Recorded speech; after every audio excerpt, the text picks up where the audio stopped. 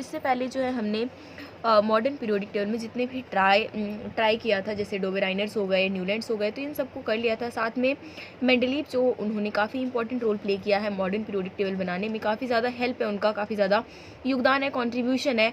तो उसी के अकॉर्डिंग जो है फाइनली मॉडर्न पीरियोडिक टेबल जिन्होंने बनाया था वो थे हेनरी मोसले ने।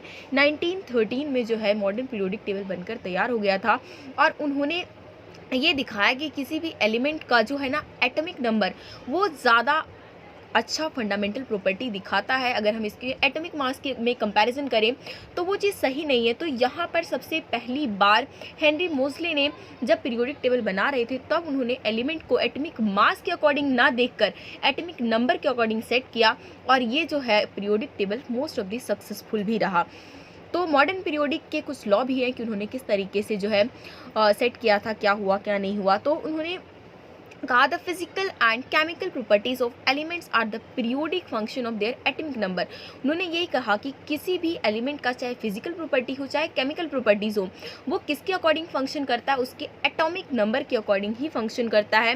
साथ में एटॉमिक नंबर जिसको डिनोट करते हैं Z से, वो इक्वल होता है number of proton present in the nucleus of the atom of the element.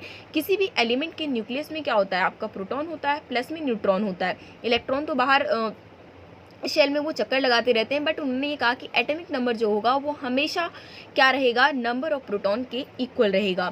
Third बात ये कही गई कि मॉडर्न पीरियोडिक टेबल जो उन्होंने बनाया उसमें तो 18 तो वर्टिकल कॉलम्स थे और जबकि जो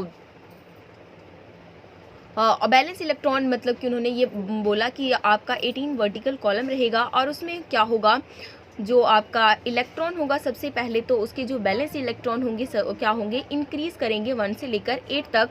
और उसी के अकॉर्डिंग जैसे KLMN आपने पहले भी पढ़ा होगा 9th क्लास में कि K वाले शेल में 2 होता है, 2 8 और 18 करके, मतलब यहाँ पर 2n² का फॉर्मूला जो है वहाँ पर सेट होता है। तो इसके अकॉर्डिंग ही उन्होंने सारा उस चीज़ को फॉलो अप किया। उसके बाद बात करें कि अगर आप पीरियोडिक टेबल में लेफ्ट टू राइट चलते हो तो आपका नंबर ऑफ बैलेंस इलेक्ट्रॉन क्या होता है, इंक्रीज होता है 1 से लेकर 8 तक। वही अगर आप क्या करते हो, लेफ्ट टू राइट पीरियड में जाते हो तो नंबर ऑफ जो शेल होते हैं वो तो सेम रहेंगे, नंबर ऑफ सेल्स सेम रहेंगे, लेकिन सिर्फ नंबर ऑफ जो इलेक्ट्रॉन होता है वो आपका नंबर ऑफ जो बैलेंस इलेक्ट्रॉन होता है वो क्या होता है, इंक्रीज होता चला जाता है।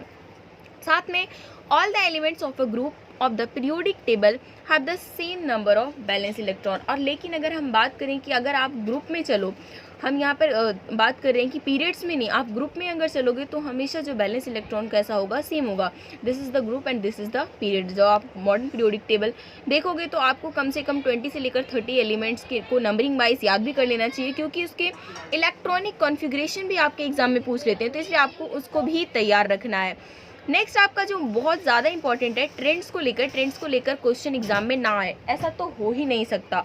तो फर्स्ट जो ट्रेंड्स को लेकर हम पढ़ेंगे, वैलेंसी हो गया, एटॉमिक साइज हो गया, उसके अंदर metallic character, non metallic character. तो फर्स्टली स्टार्ट कर लेते हैं वैलेंसी से। तो वैलेंसी होता क्या है, किसी भी एलिमेंट की जो वैलेंसी हम कैसे डिटरमाइन करते हैं कि जो उसके आउटर मोस्ट सेल में कितने बैलेंस इलेक्ट्रॉन है और जो उसकी कंबाइनिंग कैपेसिटी होती है किसी एलिमेंट की, तो उसको हम वैलेंसी कहते हैं। जितना वो क्या कर सकता है, लूज कर सकता है या फिर गेन कर सकता है नंबर ऑफ इलेक्ट्रॉन, तो वो उसका क्या होता है, वैलेंसी होता है। तो वही अगर बात करें पीरियड में आप चलोगे तो पीरियड में अगर आप लेफ्ट टू राइट जाते हो तो वैलेंसी क्या होगा, शुरू में तो आपका इंक्रीज होगा 1 से लेकर 4 तक, उसके बाद दोबारा से डिक्रीज होगा 3 to 1 0।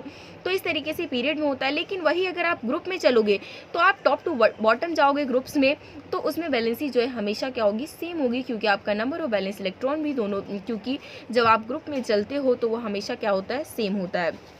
नेक्स्ट बात करते हैं एटॉमिक साइज। ये काफ़ी इंपॉर्टेंट है, आपको अच्छी तरीके से इसको माइंड में सेट आउट कर लेना है, सो दैट कि आपको कोई प्रॉब्लम ना हो, कन्फ्यूजन ना हो, क्योंकि मल्टीपल चॉइस क्वेश्चन में अक्सर स्टूडेंट को कन्फ्यूजन हो जाते हैं, तो इस वजह से आपको थोड़ा सा ज़्यादा इस पर कंसंट्रेशन की ज़रूरत है। सेकेंड है एटॉमिक साइज। एटॉमिक साइज क्या होता है, ये आपका रेफर करता है किसी भी एटम का कितना रेडियस है। It is the distance between the centre of the nucleus and the outermost cell of the isolated atom. किसी भी एटम का जो सेंटर ऑफ द न्यूक्लियस और उसके बाद आउटर मोस्ट सेल के दोनों के बीच में जो डिस्टेंस है वही आपका क्या एटॉमिक रेडियस है, और एटॉमिक रेडियस से ही हम एटॉमिक साइज जो है हम दिखाते हैं। तो वहीं अगर चलते हैं पीरियड्स में, तो लेफ्ट टू राइट अगर पीरियड में चलोगे तो एटॉमिक साइज़ क्या होगा, डिक्रीज़ होगा, क्योंकि वहाँ पर जो न्यूक्लियर चार्ज होता है वो इंक्रीज़ होता है। तो क्या करते हैं, एक दूसरे को अट्रैक्ट करके जो उसका साइज़ है वो कम कर लेते हैं। लेकिन यहाँ पर आपको ध्यान देने वाली बात ये है कि जितने भी नोबल गैसेज हैं वो आपके जो लास्ट में आपको देखोगे आपका जो ग्रुप है जो एक अपना ऑक्टेट पूरा कर चुका होता है, तो जितने भी नोबल गैसेस के एटॉमिक साइज हमेशा कैसे होते हैं, आपका लार्जेस्ट होगा उस पर्टिकुलर पीरियड में, क्योंकि वहाँ पर क्या होता है, फुल्ली इलेक्ट्रॉनिक कॉन्फ़िगरेशन होता है। नेक्स्ट चलते हैं ग्रुप में। तो ग्रुप के बारे में बात करें तो एटॉमिक साइज़ क्या होता है, इंक्रीज डाउन। जैसे ही आप नीचे चलोगे तो एटॉमिक साइज़ इंक्रीज होना शुरू होगा, क्योंकि न्यू शेल्स क्या होते रहते हैं, इंक्रीज होते रहते हैं। अब नेक्स्ट जो ट्रेंड्स में हम देखेंगे दैट इज़ मेटेलिक कैरेक्टर। तो मेटेलिक कैरेक्टर होता क्या है, ये आप किसी भी एटम की टेंडेंसी जो जिससे कि वो इलेक्ट्रॉन को लूज़ करता है।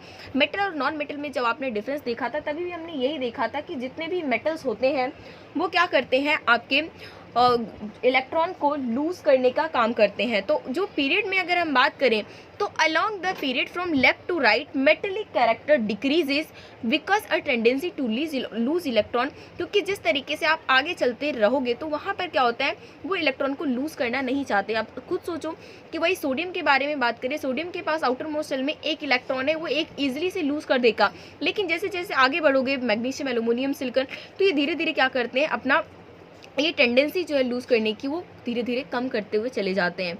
वही आगे बात करें ग्रुप में कि मेटलिक कैरेक्टर जब आप टॉप से लेकर बॉटम में जाते हैं तो वहाँ पर इंक्रीज होता है because the atomic size and tendency to lose electron, क्योंकि वहाँ पर एटॉमिक साइज इंक्रीज होने की वजह से वो इलेक्ट्रॉन को लूज भी ईजिली कर देते हैं।